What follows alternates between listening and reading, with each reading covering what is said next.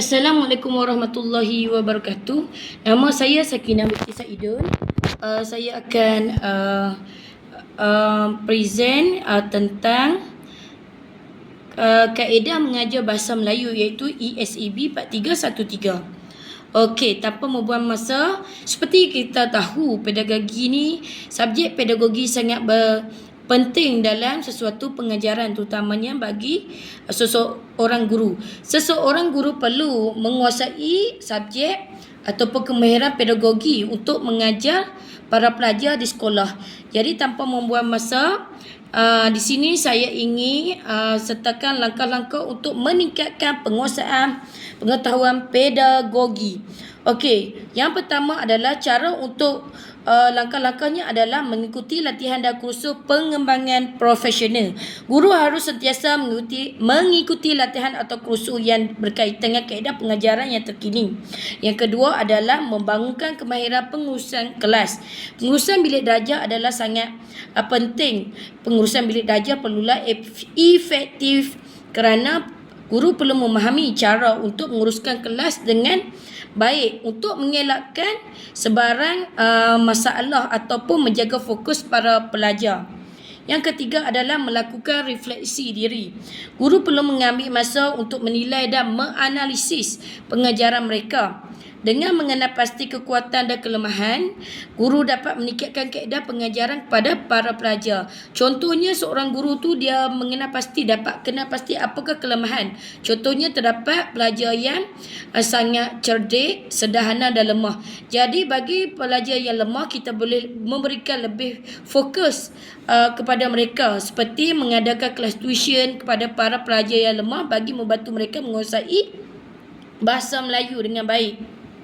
Yang keempat adalah menggunakan kaedah pengajaran yang pelbagai. Sebagai seorang guru perlu menggunakan pelbagai kaedah pengajaran yang bersesuaian dengan pelbagai gaya pembelajaran pelajar.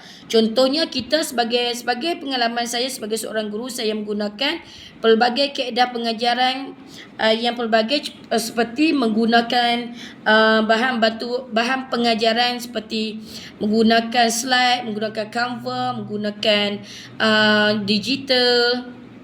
Dan sekarang ini terdapat pelbagai jenis teknologi digital yang boleh kita gunakan untuk mengajar para pelajar.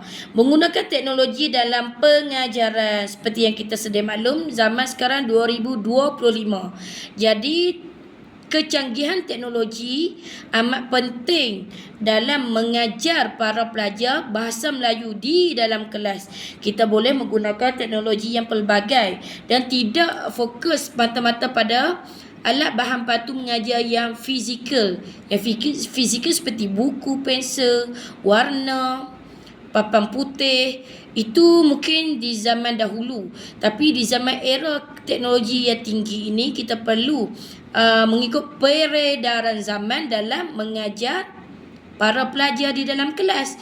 Jadi gunakan teknologi supaya dapat menarik minat para pelajar untuk minat belajar bahasa Melayu, supaya juga mereka tidak bosan. Selain itu, memahami psikologi pelajar. Kita perlu tahu perkembangan psikologi pelajar, termasuk keperluan, minat dan cabaran mereka. Sebagai seorang guru yang berpengalaman selama 12 tahun, saya dapat mengesan beberapa cabaran, iaitu terdapat pelbagai tahap para pelajar. Terdapat pelajar kebanyakan yang lemah di dalam kelas, mereka tidak berminat jika mengikuti sesuatu kaedah pengajaran yang hanya fizikal ataupun seperti kuno, seperti zaman dahulu semata-mata. Jadi kita sebagai guru yang berpengalaman perlulah kreatif dan inovatif, contohnya menggunakan teknologi dalam mengajar mereka.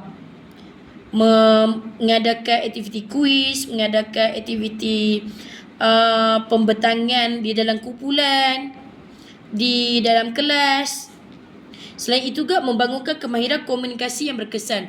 Menjadi seorang guru yang berpengalaman ataupun yang baru perlulah berkomunikasi, bertutur dengan jelas supaya para murid faham arahan kita dengan jelas. Apabila anak murid ataupun para pelajar memahami apakah arahan yang diberikan oleh para gurunya. Jadi mereka dapat melaksanakan tugasan seperti kerja khusus, latihan di dalam kelas dengan tepat dan betul. Selain itu, menjalinkan hubungan baik dengan rakan sejawat. Para guru ni perlulah menjalinkan hubungan baik dengan rakan sejawat seperti guru-guru yang lain supaya dapat menimba ilmu pengetahuan, mengetahui tentang pengalaman guru-guru yang telah berjaya bagaimanakah untuk menggunakan kaedah yang berkesan dan efektif dalam mengajari anak-anak murid atau para pelajar di dalam kelas. Okey, selain itu di sini juga saya akan sertakan situasi. Okey, situasi yang berlaku, contohnya situasi kekurangan pengetahuan pedagogi. Pengurusan bilik darjah yang tidak efektif memberikan kesan dalam pengurusan di dalam bilik darjah dalam pengajaran. Guru yang tidak menguasai kemahiran pengurusan di dalam bilik darjah mungkin akan menghadapi pelajar yang tidak berminat dalam pelajaran dan mengganggu sesi pembelajaran, dan mereka juga mungkin akan tidak mematuhi peraturan dan arahan yang diberikan oleh guru. Contohnya mereka akan membuat bising.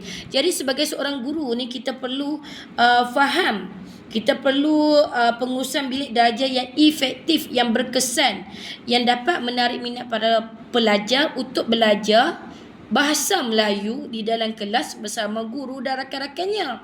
Selain itu, tiada penyesuaian dengan perubahan kelas.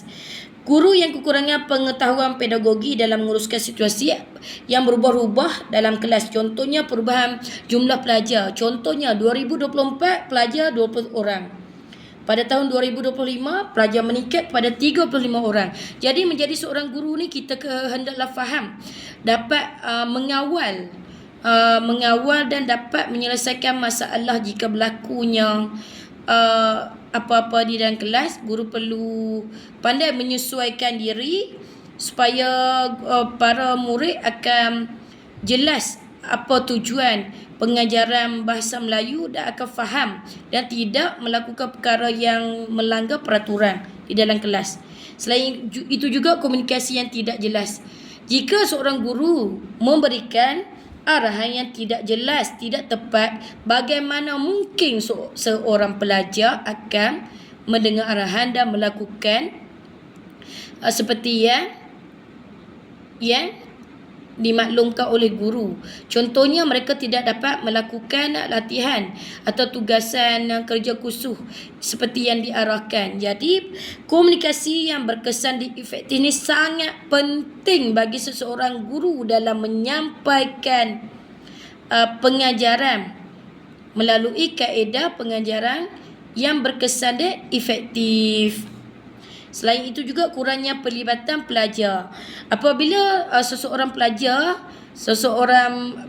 di dalam kelas ni kurang terlibat dalam aktiviti yang dilaksanakan oleh guru, mereka akan melakukan perkara yang tidak baik ataupun tidak mengikut peraturan.